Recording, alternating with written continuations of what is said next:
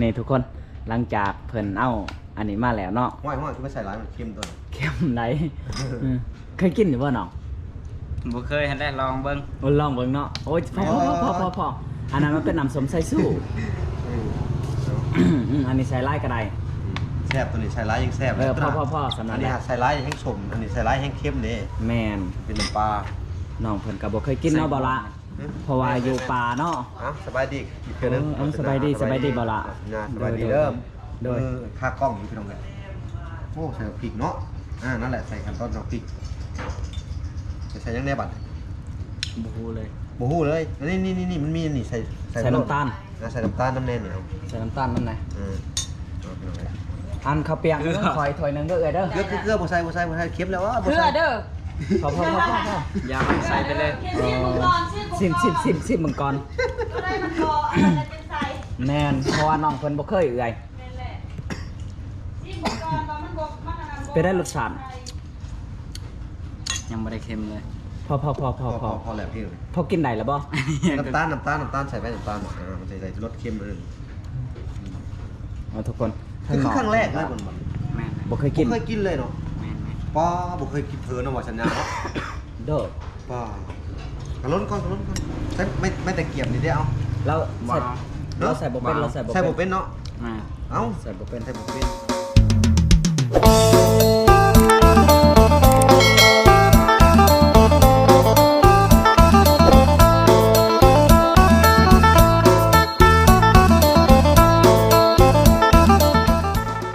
นี่ทุกคนเพิ่นจะขึ้นไปไหว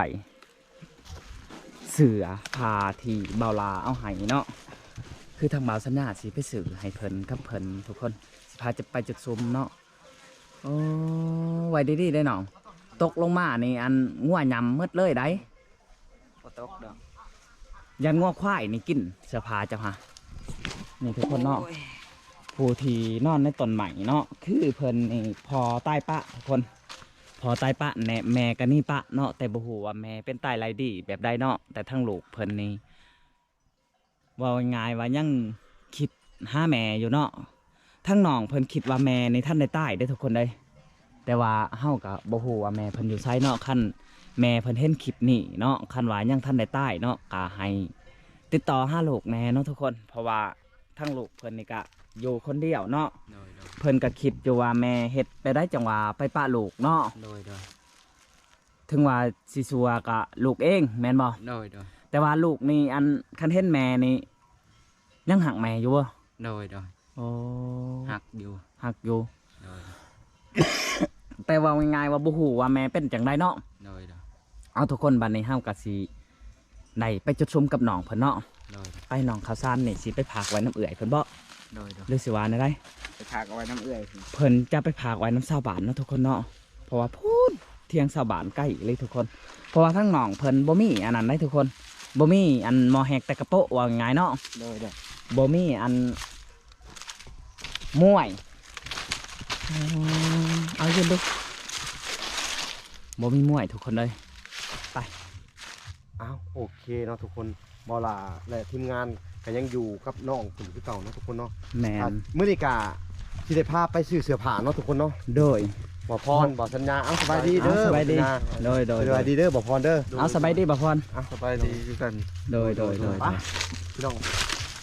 มื้อนี้เฮาว่าสิได้เข้าจุดซุ่มเนาะบ่พรเนาะเพราะว่าทั้งน้องเพิ่นก็ส่งเสื้ออากาบ่มีลายเนาะทุกคนเนาะคือเฮาสิพาน้องเขาไปเบิ่งว่าอีช่างสิเป็นตาใดก็ซื้อให้น้องเพิ่นเนาะบ่พรเนาะโอ้ทุกคนเลยโดยตามนอนโอ้จะเปลี่ยนทรงที่บาวลาสื่อมาให้ทุกคนเนาะทางน้องเพิ่นมีทรงตัวเดียวพื้นเดียวเนาะตอนนี้น้องก็สิเปลี่ยนโฉมแล้วบัดแต่งโฉมใหม่เนาะในเมืองพอดีอยู่บ่น้องพอดีคักอยู่เนาะก่อนมักติงฮะน้องย้ำบ่ลมซุกในกลางป่าเลยแม่โมเมนต์กลางป่าได้บ่พรนี่คือเฮือนเพิ่นกลางเฮือนเพิ่นหรือว่าเดินบ้านว่าไงว่าเดินบ้านเนาะโดยสันหลางเนาะโดยสันหลางทุกคนโอ้อยากเลิกแล้วหนึ่งเนาะโดยถ้ามีไซแอลพอดีเลยเอาไปนี่ซื้อไซแอลก็ได้เอาโดยซื้ ซื้อใส่แอลพร้อมอันหนึง เกิบได้น้อง เกิบก็ซื้อ ซื้อเลย อ๋อว่าตอนนี้เกิบได้ไปไส บ่มี บ่มีเกิบในจักปีเลย รายเดือนนะ รายเดือนเนาะ โดย อ๋อทุกคนเลยใช้เสือย่อยึ่งรู้อยากเบิ่งเสือฮะโอ้ทุกคนเลย กูว่าเอาตัวใหม่ เอาตัวไม้ก็ได้ ไปดูตัวใหม่ไป นี่ทุกคนเนาะ ก็เข้าไปในเมืองทันทีนะ แมนเพิ่นจะขึ้นเพื่อนเพิ่นเนาะบ่พ่อเนาะ อืม บอลอยู่บอลนอนโอ้ เลือกเสือซื้อมาให้ใหม่เนาะ เอาไว้ดีๆเด้อน้องเด้อตกลงมางวบถืนนี่บ่ยังเก็กโตเลยเนาะบ่พร งัวหมักเลยเนาะ แมน อ๋อเสือลายตะกะโลเนาะเท่หล่อเลยบัดนี้เอาของไว้นี่ บอลอยู่บอลนอนทุกคนเนาะจะเป็นต้นใหม่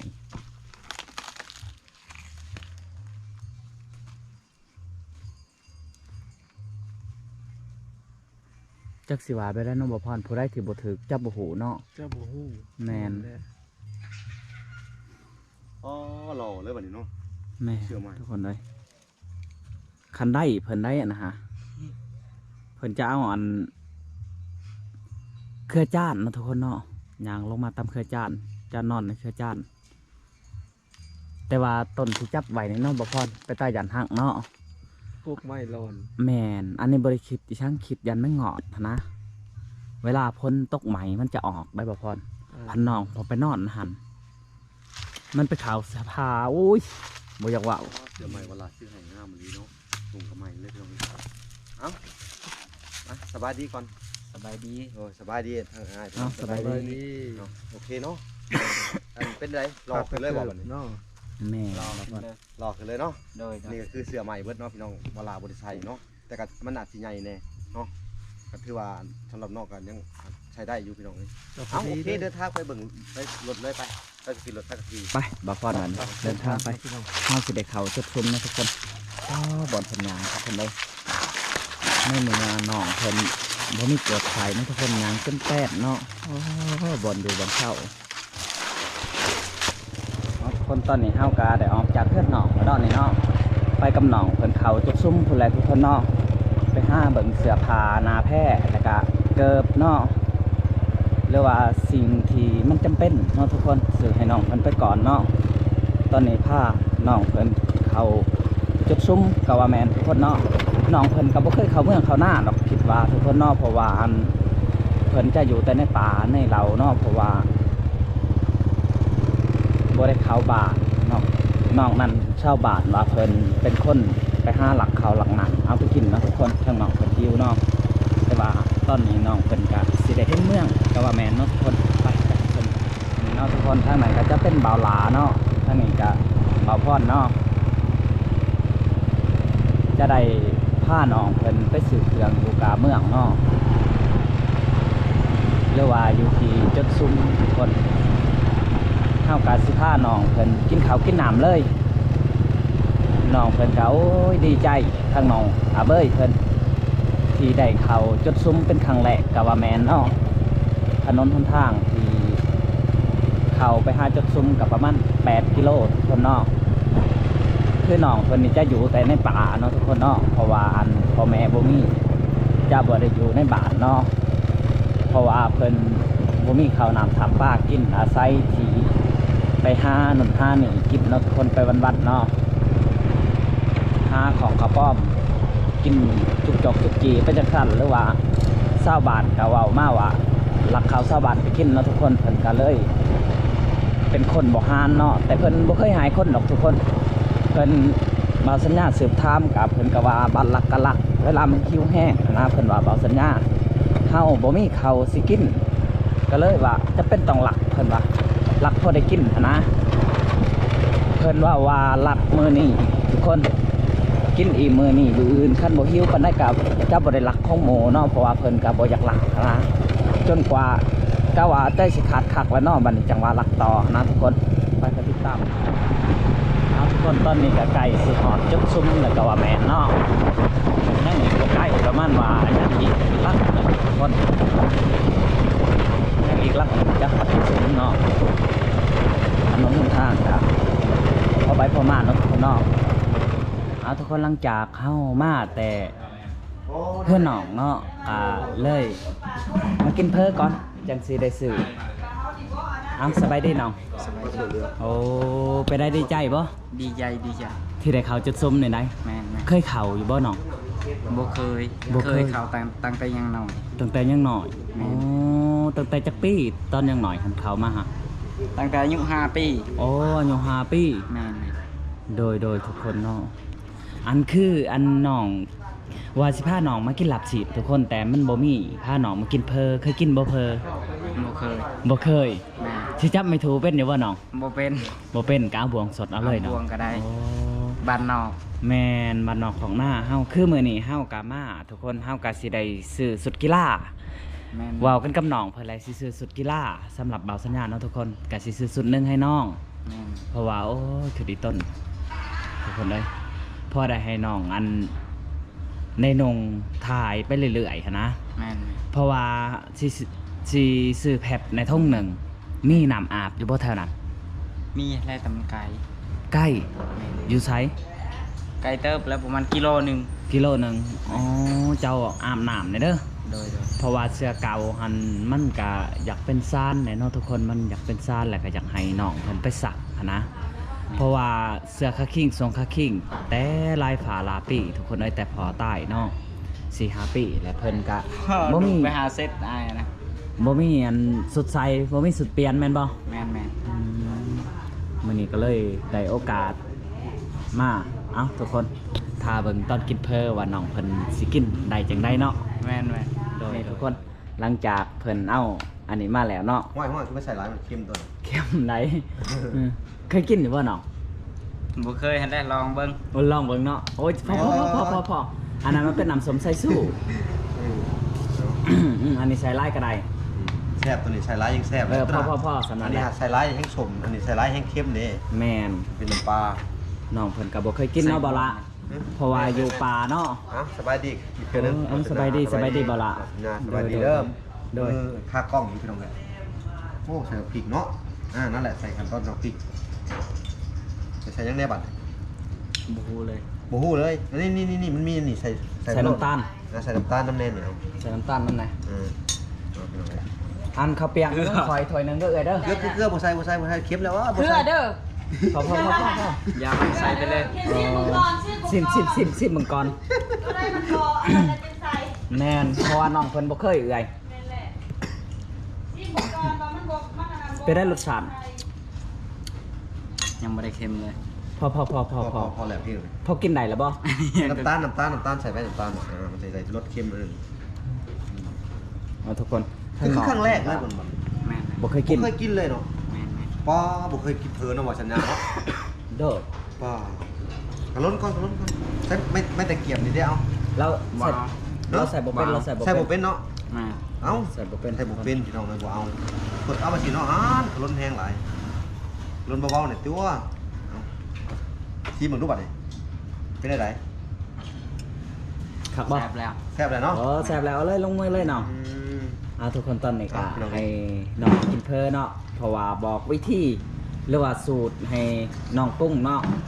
น้องก็บ่เคยเฮาก็สิได้กินข้าวกินน้ำเอาทุกคนหลังจากกินข้าวกินน้ำแล้วเนาะเฮาก็สิได้ไปซื้อเสื้อผ้าเนาะน้อง โดย แล้วก็ซื้อเกิบทุกคนเนาะ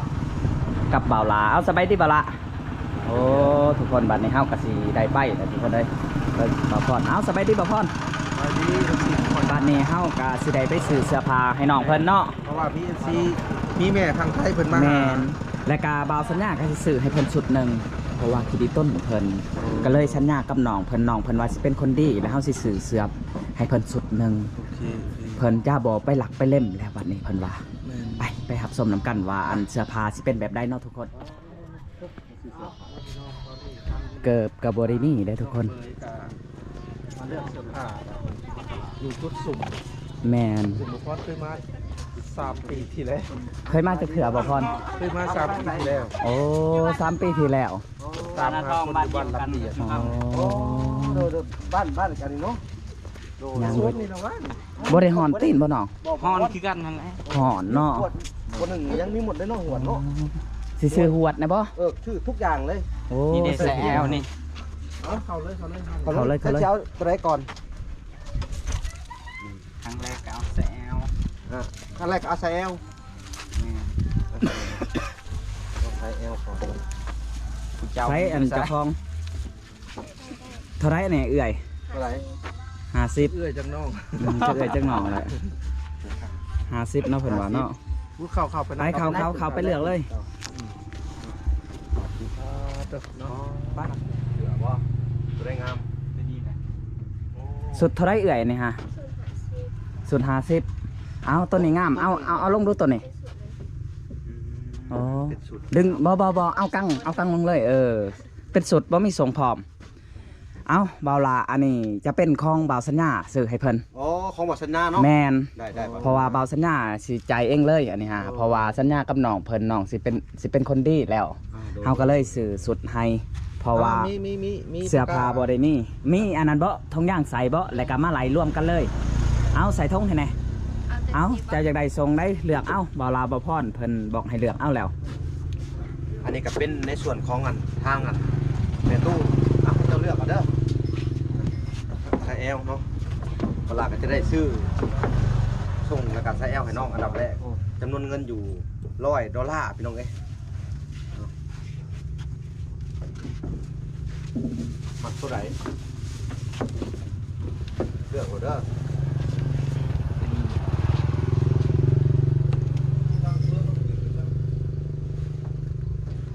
พอดี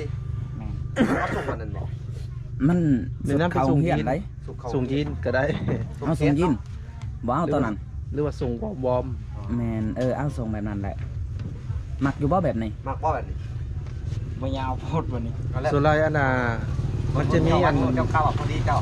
มันจะมีโรงงานหนึ่งนะที่ผลิตแบบใส่คนเอเชียนะขาสั้น แม่น ๆแต่อันนี่เขาเจ้าใส่ทั่วๆไปขาจะยาวต้องไปตัดเพิ่มเติมอีก นี่เด้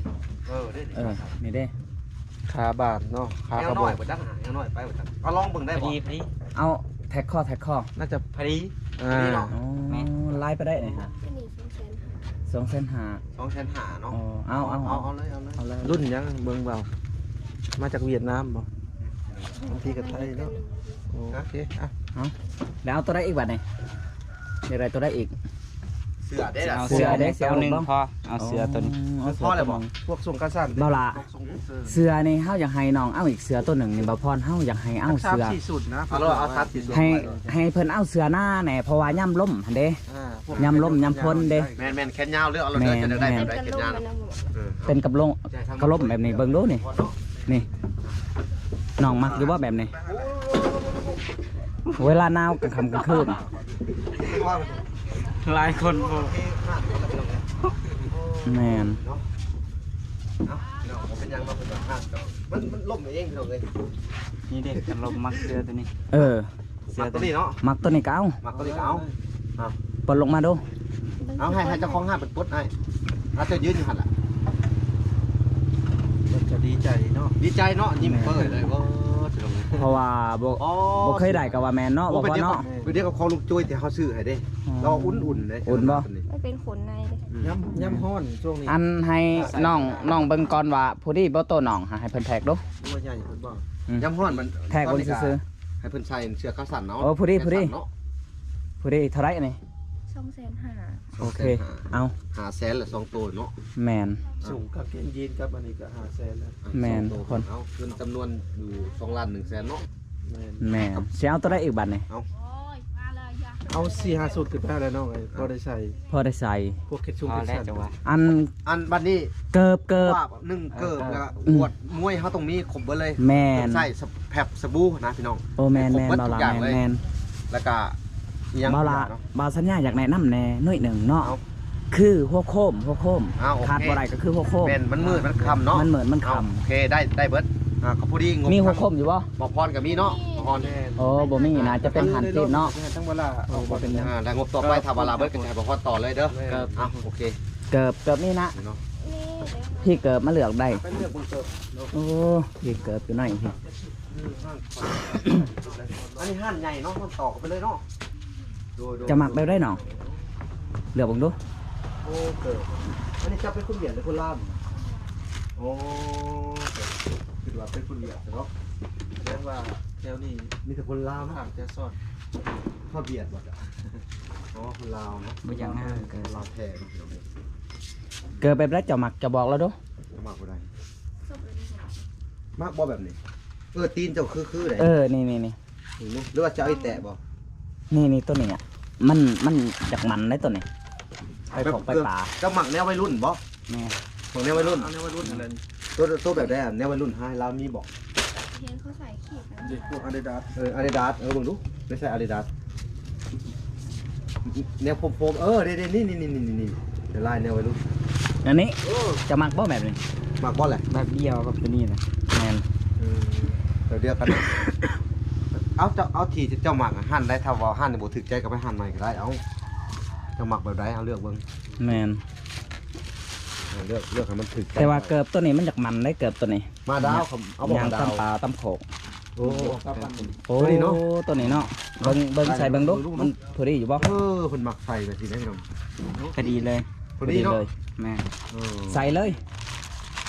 เท่าไหรนี่ฮะ แซมหนึ่ง 100,000 เส้นหนึ่ง โอเคเพิ่นลงมี10เลย แม่น ใส่ไปเลยเนาะบ่มีเกิบบ่มีเกิบเนาะให้เพิ่นใส่ไปเลยโลด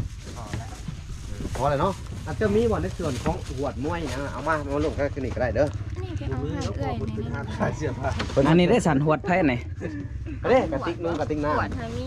หวดหันมีเสียวหวดหรือเสียวมวย เดี๋ยวไปซื้อบอลที่บอลนั้น บ่เขาขายรวมเนาะ แม่นเหรอ โอเค นั่นกินไรเด้อเนาะแล้วเขาสิจ่ายเงินพี่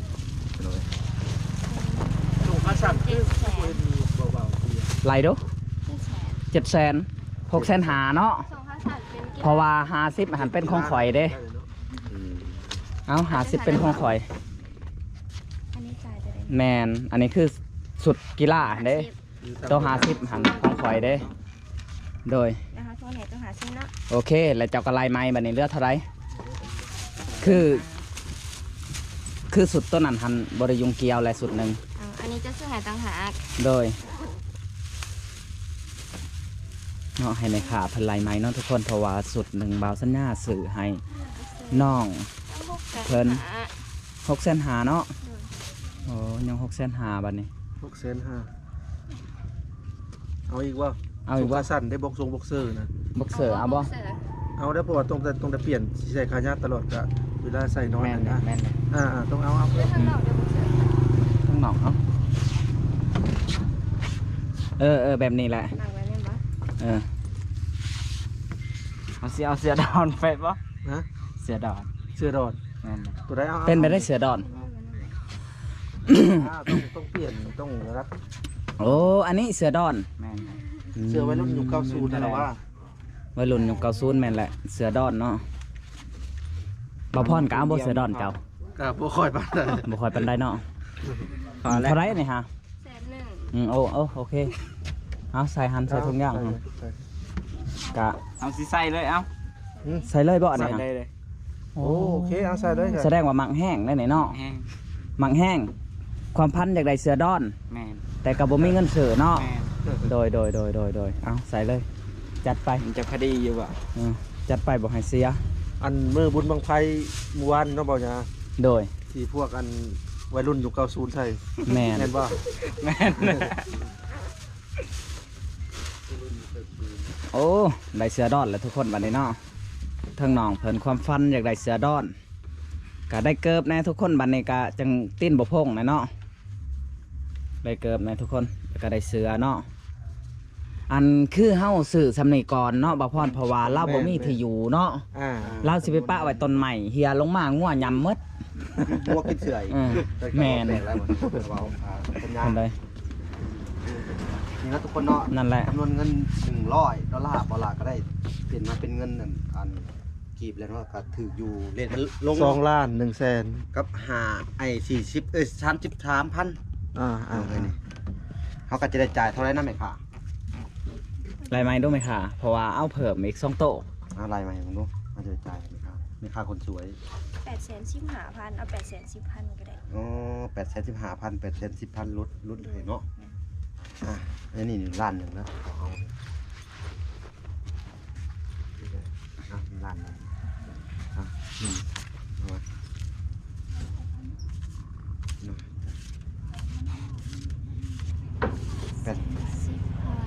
8 810,000 บ่นี่พิเศษอยู่ นี่ปะอ๋ออ่า